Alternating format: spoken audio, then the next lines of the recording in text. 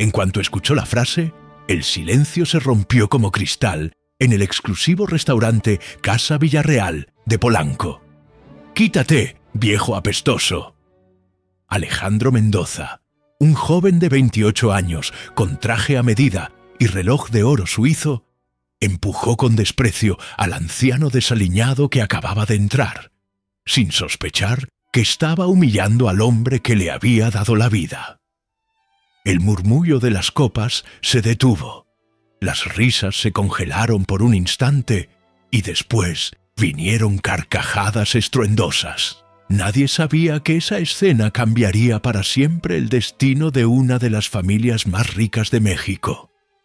Era un jueves gris de noviembre en la Ciudad de México, y Eduardo Mendoza, patriarca de un imperio inmobiliario valuado en $80 millones, había decidido poner a prueba el alma de su único hijo.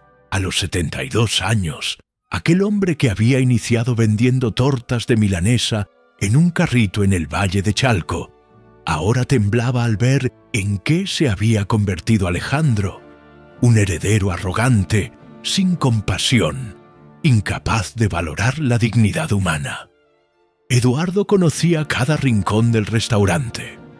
En esas paredes adornadas con murales de artistas contemporáneos, había cerrado acuerdos millonarios con políticos y empresarios. Había cenado ahí cientos de veces, siempre recibido como realeza, servido por meseros que esta noche lo miraban como si fuera basura callejera. Porque esta vez no entró como magnate, sino disfrazado de lo que más temía que su hijo despreciara: un indigente. El mejor maquillador teatral de la ciudad había trabajado durante horas en su caracterización. Barba descuidada, ropa rota pero auténtica, piel avejentada, manos con cicatrices de trabajo duro. Un bastón oxidado completaba la imagen. Cada detalle había sido planeado para poner en marcha la prueba definitiva: descubrir si Alejandro aún tenía alma.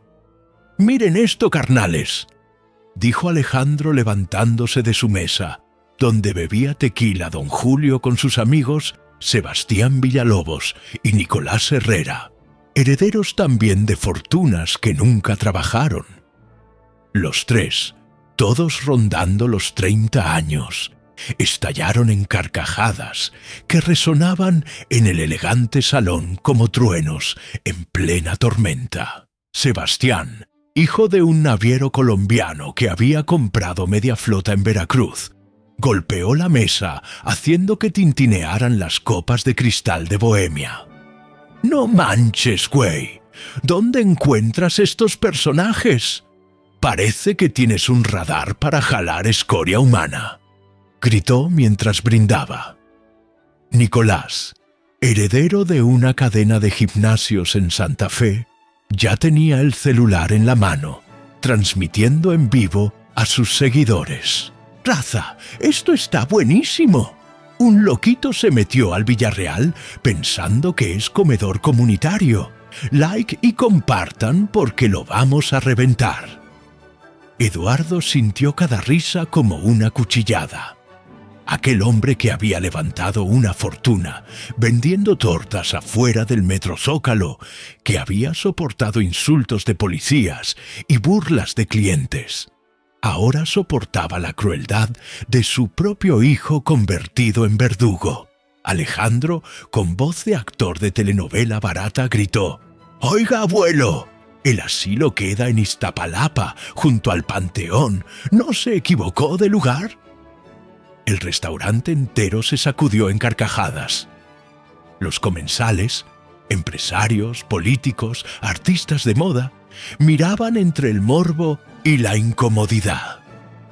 Algunos grababan discretamente, otros fingían no escuchar.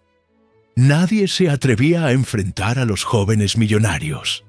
El poder del dinero siempre genera una burbuja de impunidad.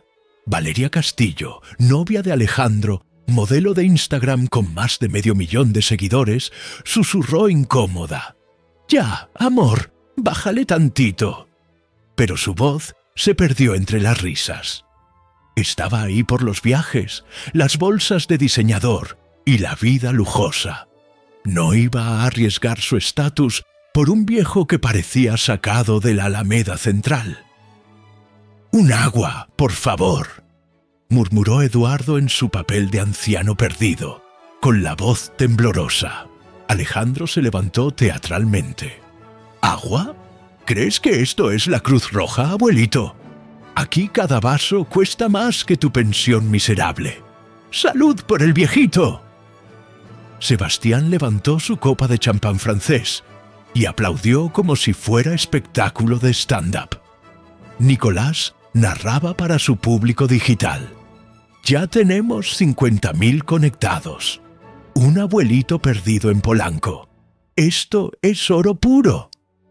Los comentarios en la transmisión en vivo llegaban a chorros.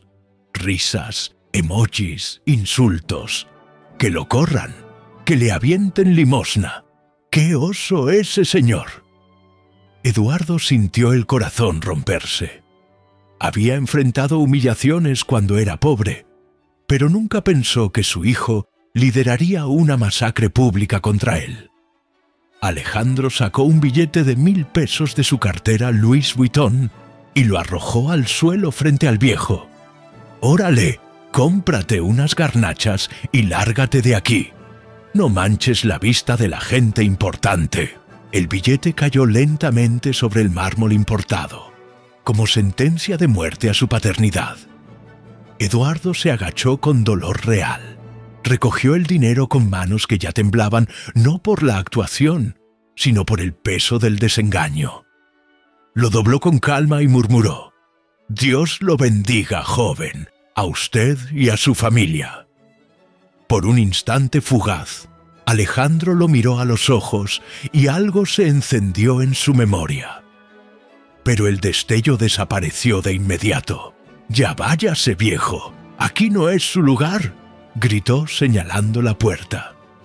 El maître Giuseppe, un italiano que conocía a Eduardo desde hacía 20 años, abrió la puerta con vergüenza, incapaz de reconocerlo bajo el disfraz. Eduardo salió lentamente, cada paso retumbando como martillazo en el ataúd de sus esperanzas. Caminó varias cuadras hasta donde había estacionado su Mercedes-Benz negro. Se quitó el disfraz en el asiento trasero, se puso su traje de lino y volvió a ser el magnate, pero por dentro ya no era el mismo. Sacó su celular y marcó a su abogado de confianza. «Licenciado Ruiz, prepare los documentos. Voy a desheredar a mi hijo. Todo, cada peso, cada propiedad. Y prepárele un contrato. A partir del lunes será repartidor en la empresa. Sueldo mínimo, sin privilegios.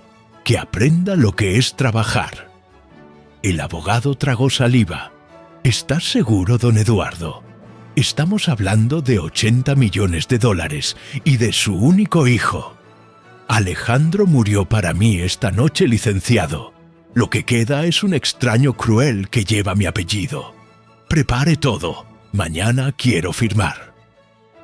Esa misma madrugada, Alejandro volvió borracho a su penthouse en Lomas de Chapultepec, riéndose con sus amigos del show que habían hecho.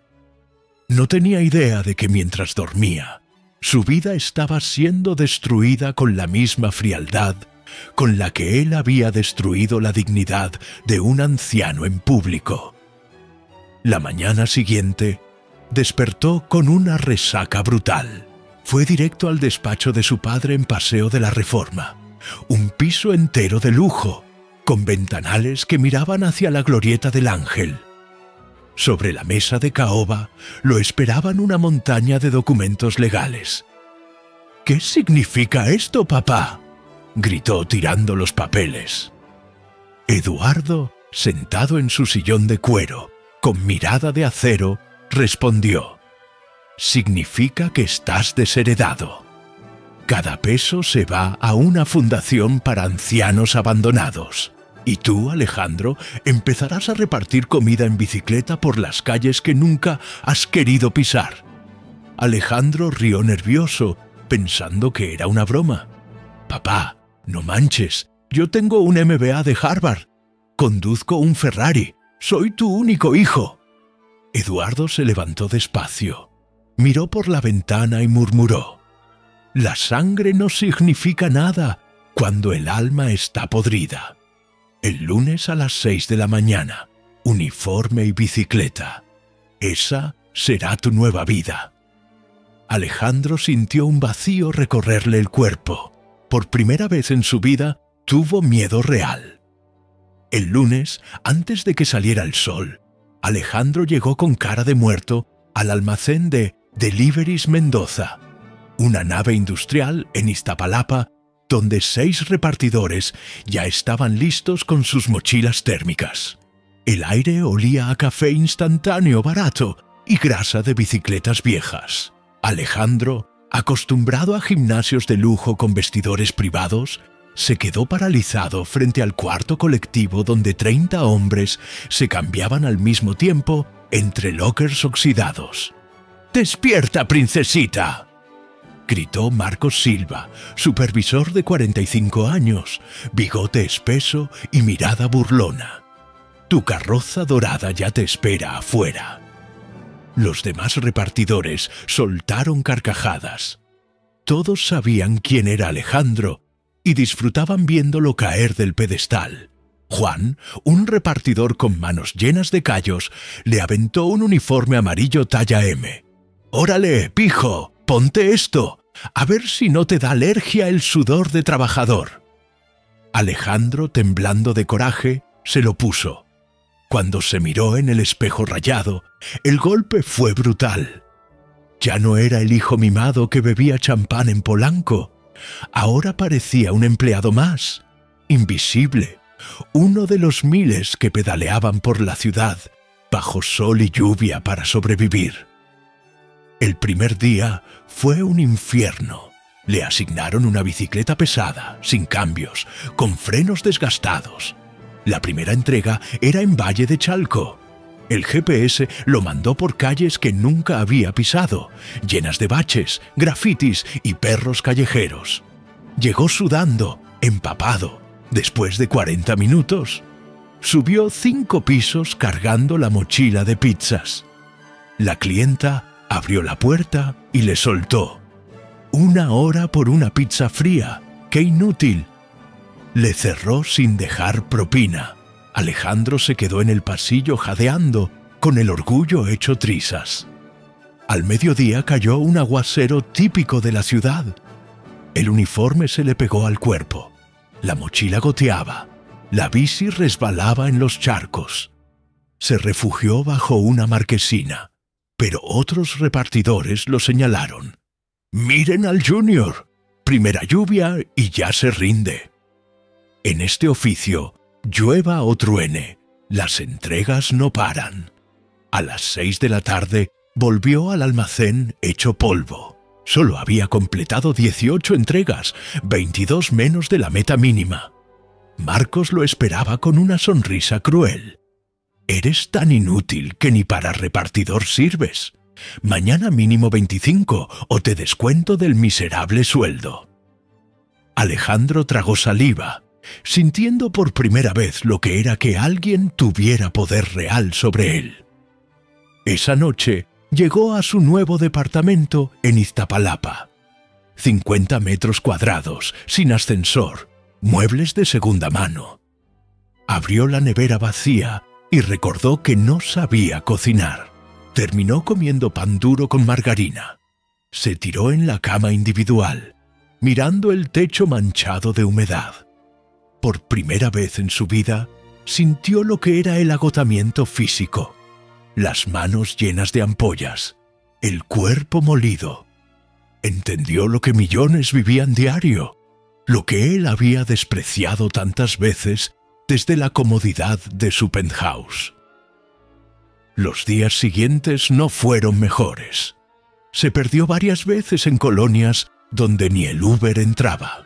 En Tláhuac, un grupo de chavos lo rodeó y le gritó: «¿Qué traes en la mochila, güero fresita?». Lo dejaron ir solo porque reconocieron el uniforme de la empresa. Alejandro pedaleaba con miedo, sudor y rabia, pero cada noche, cuando veía sus manos llenas de cicatrices nuevas, entendía que ya no había vuelta atrás. El viernes, mientras se entregaba en lavapiés, conoció a Carmen, una señora de 65 años que cuidaba sola a su nieto con discapacidad. Vivían con una pensión de 4.200 pesos al mes en un departamento sin calefacción. Carmen lo invitó a pasar. «No tengo para la propina, mijo, pero ¿quieres un cafecito? Estás empapado». Alejandro dudó, pero aceptó. En esa cocina diminuta, tomando café en una taza desportillada, sintió algo que jamás había sentido en las cenas de lujo: humanidad. Carmen le mostró al niño, Adrián, luchando por hacer su tarea pese a su parálisis. Alejandro se quedó callado. «La fisio cuesta 1.200 por semana, pero no podemos pagar», suspiró la abuela resignada. Esa noche, Alejandro contó sus ahorros. 6.800 pesos. Era todo lo que tenía en el mundo, pero por primera vez decidió usarlo para ayudar sin esperar nada. Al día siguiente, volvió con un sobre. «Señora Carmen, aquí está para las primeras semanas de terapia. Considérelo una inversión en Adrián». Carmen rompió en lágrimas y lo abrazó. «Dios lo bendiga, joven. Usted tiene corazón de oro». Ese gesto fue el inicio de algo nuevo. En los meses siguientes, Alejandro conoció a don Miguel, un anciano de 78 años en la Roma, que siempre pedía que se quedara 5 minutos a platicar. Había sido profesor de literatura. Ahora solo lo visitaban repartidores. «He conocido ricos miserables y pobres millonarios», le dijo una tarde. «La verdadera riqueza es hacer feliz a otro». Esas palabras se le quedaron grabadas como tatuaje. En cada pedaleo, Alejandro iba cambiando. Su cuerpo se volvió fuerte, resistente. Sus manos, antes suaves, se llenaron de callos. Su corazón, antes vacío, empezó a llenarse con las historias de la gente común. Ya no contaba los días para que terminara su condena. Empezó a sentir que tenía un propósito. Mientras tanto, su mundo anterior se desmoronaba. Sebastián y Nicolás dejaron de contestar sus llamadas. En redes se burlaban de él. El junior repartidor, el Harvard en bici. Valeria lo bloqueó después de descubrir que ya no había viajes a Cancún ni bolsos Prada. Alejandro experimentó lo que era quedarse solo de verdad. Una noche, mientras pedaleaba frente al mismo restaurante de Polanco, donde había humillado a su padre, lo vio todo claro. Ese viejo no era solo un disfraz, era un espejo de lo que él mismo podía terminar siendo si no cambiaba. Se detuvo frente al ventanal, respiró hondo y por primera vez en su vida sintió gratitud por el castigo. Un viernes por la noche no aguantó más y marcó a su padre. «Papá», dijo con voz quebrada. Del otro lado hubo un silencio pesado. «¿Qué pasó, hijo?»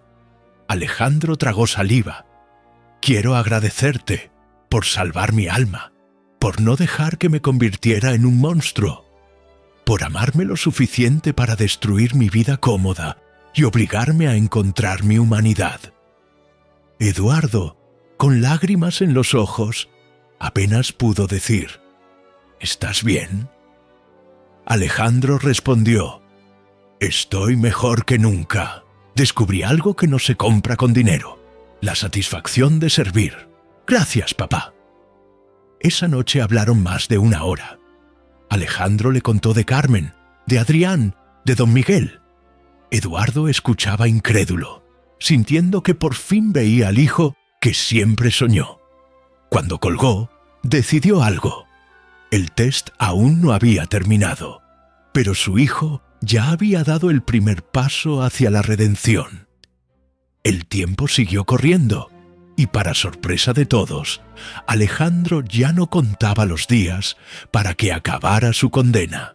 Lo que al principio había sido un infierno, se convirtió en una especie de escuela de vida. Sus músculos estaban firmes, su piel curtida por el sol y la lluvia de la capital, y en sus ojos ya no había soberbia, sino un brillo de paz que jamás había mostrado. Había dejado de ser el junior arrogante para convertirse en un repartidor más, parte de la comunidad invisible que mantiene a flote la ciudad. Cada mañana, cuando llegaba al almacén en Iztapalapa, los demás ya no lo llamaban princesita, sino compa. Hasta Marcos, el supervisor que lo atormentaba, empezó a respetarlo. Durante 4 meses, Alejandro pedaleó por colonias que antes solo conocía de oídas: Tláhuac, Neza, Ecatepec, San Juan de Aragón. En cada entrega conocía una historia distinta: madres solteras que trabajaban jornadas dobles, ancianos que vivían solos, niños que reían aunque no tuvieran nada. Descubrió que detrás de cada puerta había un mundo y que la riqueza verdadera no estaba en el saldo de una cuenta bancaria, sino en la capacidad de hacer algo por otro. Pero al mismo tiempo, su pasado lo perseguía como sombra. Una tarde, mientras dejaba una bolsa de tacos de barbacoa en un edificio de la colonia Doctores, un grupo de jóvenes lo reconoció. «¡Ese no es el junior que se burlaba de un viejo en Polanco! Sí, güey, es el de los memes». Alejandro sintió el corazón en la garganta. Se le acercaron, grabándolo con sus celulares. «A ver, Harvard, haznos un video para TikTok. Di que la vida de pobre está chida». La humillación pública fue brutal, pero en vez de reaccionar con ira, bajó la mirada y dijo con voz firme: «No es chida, es difícil y merece respeto». Los chavos se quedaron callados, como si no esperaran esa respuesta.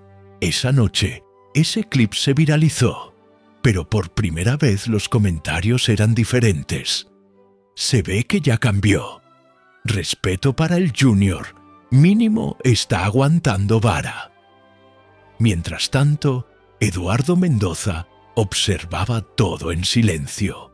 Había contratado investigadores privados para seguir los pasos de su hijo, pero lo que recibía no eran reportes de fiestas ni excesos, sino fotografías de Alejandro empapado bajo la lluvia, entregando comida, conversando con ancianos, empujando bicicletas descompuestas para no dejar colgado un pedido. El corazón de Eduardo, endurecido por la decepción, empezaba a ablandarse de nuevo. Un viernes en la noche, Alejandro decidió enfrentar sus fantasmas y se detuvo frente al restaurante Casa Villarreal. Se bajó de la bicicleta y, viendo a través de los ventanales, observó a jóvenes como él había sido, arrogantes, gritando a los meseros, tirando billetes para presumir. Sintió náuseas. Recordó el billete de 1000 pesos que había lanzado a los pies de aquel mendigo. Se llevó las manos a la cara y lloró en silencio. Esa imagen quedó grabada en la mente de Eduardo, que lo observaba desde una mesa oculta dentro. El padre comprendió que la lección había funcionado, que su hijo ya no era el mismo. Esa misma noche, Eduardo lo llamó al despacho. Alejandro entró con el uniforme amarillo aún húmedo por la lluvia. Eduardo lo miró en silencio, sin hablar durante varios minutos. Al fin rompió el hielo. «El test está casi terminado, hijo. Has recuperado algo que creí perdido: tu humanidad». Alejandro, con voz firme, respondió: «Todavía no quiero recuperar nada. Déjame terminar los 6 meses completos. Necesito demostrarme que no lo hago por conveniencia, sino porque realmente quiero ser diferente». Eduardo sintió un nudo en la garganta. Por primera vez en décadas, sonrió con orgullo sincero. En los días siguientes, Alejandro no solo cumplió con su trabajo, Se convirtió en líder entre los repartidores. Ayudaba a los nuevos, organizaba colectas para compañeros enfermos, hasta reparaba bicicletas con lo poco que sabía. Descubrió que en la solidaridad estaba el verdadero poder. Una tarde, acompañó a Carmen y a su nieto Adrián a la primera sesión de fisioterapia pagada con su esfuerzo. El niño, con lágrimas en los ojos, logró mover una pierna más de lo habitual. Alejandro lo abrazó con fuerza. «Eres un campeón», le dijo. En ese instante comprendió que había encontrado algo más valioso que todo el dinero heredado: propósito. Pero el destino no iba a dejarlo tranquilo.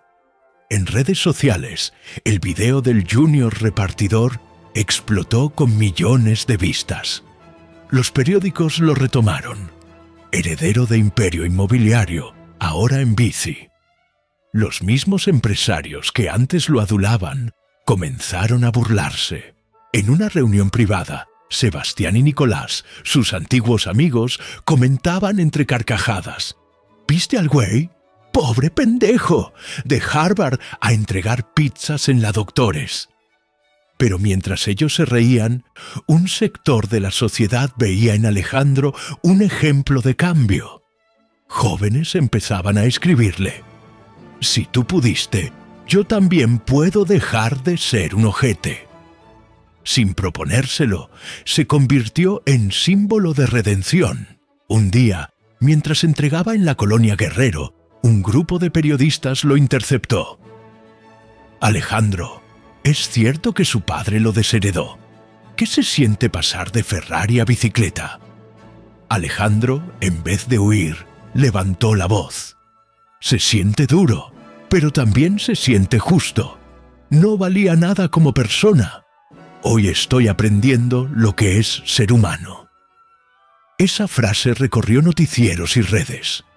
Eduardo, al verla en televisión, rompió a llorar.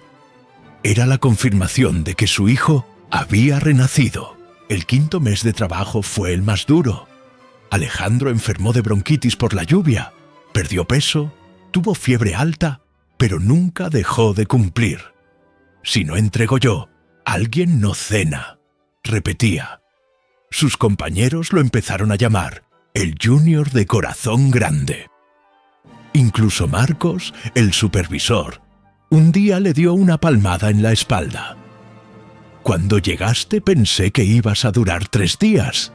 Ahora eres el mejor repartidor que tengo». Alejandro sonrió, con lágrimas en los ojos. Esa era la primera vez en su vida que alguien lo respetaba no por dinero, sino por esfuerzo. Una tarde, Eduardo visitó en secreto a Carmen y a don Miguel. Escuchó de sus propios labios cómo Alejandro había pagado la terapia del niño, cómo se quedaba horas escuchando historias de soledad. Eduardo regresó al despacho y llamó al licenciado Ruiz. «Prepare los documentos. La herencia será dividida. 40 millones irán a Alejandro cuando cumpla los 6 meses. Los otros 40 se destinarán a un fondo para ayudar a familias como Carmen y don Miguel. Él lo administrará». El 6.º mes llegó como un huracán. Alejandro ya no quería que acabara. Había encontrado familia en la gente común, orgullo en el sudor, amor en los pequeños gestos. La última semana fue una mezcla de nostalgia y gratitud. Sus compañeros organizaron una pequeña despedida en el almacén. Marcos, con una sonrisa franca, le estrechó la mano. «Eres bienvenido aquí siempre. Te convertiste en uno de nosotros». Alejandro abrazó a todos, sintiendo que por primera vez pertenecía de verdad a un lugar. Ese mismo día, Eduardo lo citó en el restaurante Casa Villarreal, el lugar donde todo comenzó. Alejandro entró con ropa sencilla, sin joyas, sin poses. Eduardo lo esperaba en la mesa principal. Al verlo, se levantó y lo abrazó con fuerza. «Bienvenido de vuelta, hijo. pero esta vez como el hombre que siempre supe que podías ser. Alejandro, con lágrimas, respondió: «Gracias por no rendirte conmigo, papá. Gracias por amarme lo suficiente como para destruirme primero y después ayudarme a renacer». 2 años después de aquel día en el restaurante de Polanco, la historia de Alejandro Mendoza ya era leyenda en la Ciudad de México.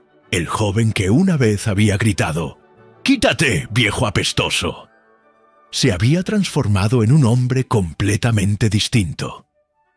La Fundación Alejandro Mendoza había ayudado ya a más de 2000 familias, ancianos abandonados en Azcapotzalco, madres solteras en Iztapalapa, niños con discapacidad en Neza.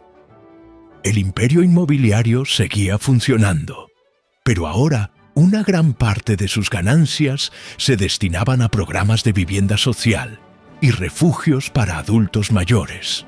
Alejandro, lejos de sentirse humillado por ese cambio, vivía con orgullo cada minuto. Mantenía una rutina que sorprendía a todos.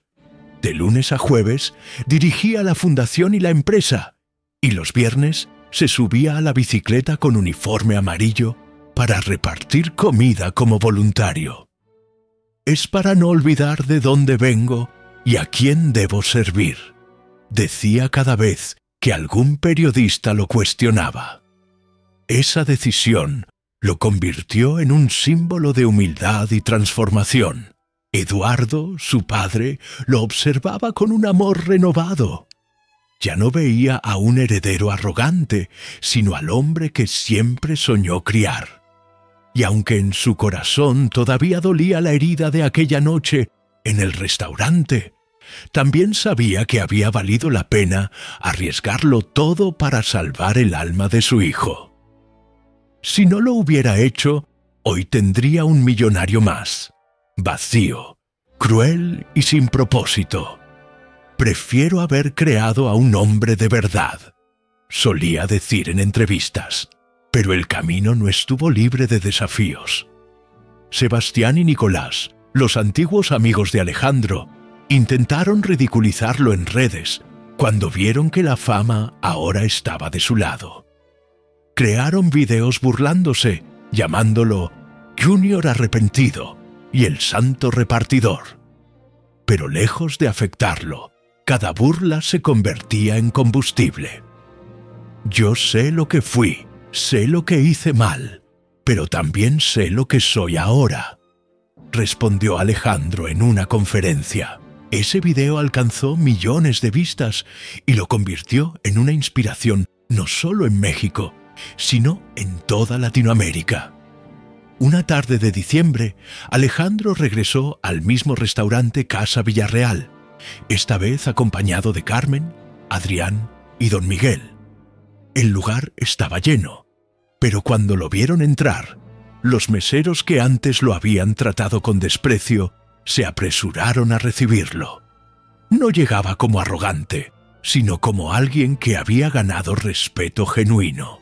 Sentados en la mesa principal, levantaron un brindis con agua mineral y refrescos baratos. «Por la dignidad de la gente que nunca se rinde», dijo Alejandro. El restaurante entero aplaudió. Esa noche, mientras caminaba por Paseo de la Reforma con su padre a su lado, Alejandro confesó: «Papá, nunca podré borrar lo que hice. Nunca podré olvidar cómo te humillé. Pero todos los días voy a trabajar para que esa escena no sea la última imagen que la gente recuerde de mí». Eduardo le puso la mano en el hombro. «Hijo, lo que importa no es cómo caíste, sino cómo te levantaste. Y tú te levantaste más fuerte de lo que yo imaginé». El último gran gesto que consolidó su transformación llegó un año después. Alejandro decidió vender uno de los edificios más lujosos de la empresa en Polanco, y con ese dinero levantó un hospital especializado en rehabilitación infantil en la periferia de la ciudad. Lo llamó Centro Adrián, en honor al nieto de Carmen, el niño que había encendido la chispa de su redención. En la inauguración, frente a cámaras de televisión y políticos que buscaban tomarse la foto, Alejandro no habló de dinero, ni de poder, ni de Harvard. Dijo solo una frase: la riqueza sin empatía es la peor forma de pobreza. El aplauso fue ensordecedor. Eduardo, con lágrimas en los ojos, abrazó a su hijo frente a todos. No era un abrazo de empresario a heredero, era un abrazo de padre a un hombre renacido. En ese momento, Alejandro comprendió que había completado el círculo, de arrogante a humillado, de humillado a aprendiz, de aprendiz a servidor. Su historia se convirtió en documental, en conferencias, en charlas motivacionales. Miles de jóvenes, herederos, empresarios y gente común lo escuchaban decir: yo fui el peor ejemplo, y si yo pude cambiar, cualquiera puede hacerlo. Y cada viernes, puntualmente a las 6 de la mañana, volvía a subirse a su bicicleta con el uniforme amarillo, pedaleando entre autos y camiones, saludando a la gente en los barrios populares. Porque sabía que si dejaba de hacerlo, corría el riesgo de olvidar. Y olvidar era volver a ser aquel monstruo que un día empujó a su propio padre disfrazado de mendigo. Esa imagen lo perseguiría siempre, pero también sería el recordatorio eterno de que la vida da segundas oportunidades a quienes tienen el valor de enfrentarse a sus demonios. Hoy, cuando alguien pregunta por Alejandro Mendoza, ya no dicen el junior arrogante de Polanco, dicen el hombre que cambió. Y si llegaste hasta aquí, quiero pedirte algo muy sencillo. Si esta historia te conmovió, si te hizo reflexionar, ayúdame compartiéndola. Suscríbete al canal y activa la campanita, porque cada semana traemos relatos que tocan el corazón, que nos recuerdan que siempre es posible redimirnos, que nunca es tarde para cambiar. Dale like, comenta qué fue lo que más te impactó y sobre todo no olvides, la verdadera riqueza está en el alma, no en la cuenta bancaria.